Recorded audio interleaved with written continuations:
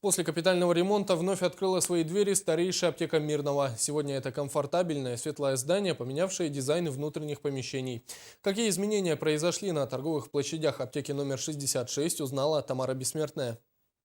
Достаточно быстро и без лишней рекламы прошла реконструкция аптеки номер 66. Во время капитального ремонта учреждение продолжало свою работу, но в другом здании. И вот снова родные пенаты. Что же изменилось?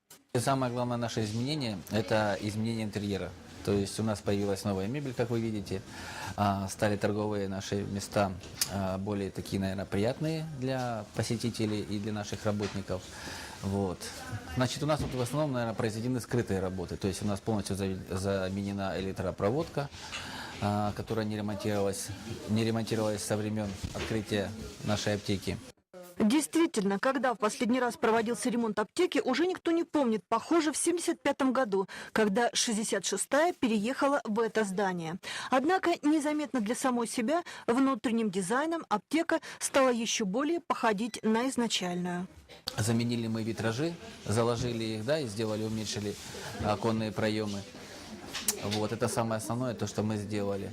Но ремонт у нас не закончен, до конца не доведен. То есть на следующий год у нас будет производиться ремонт подсобных помещений.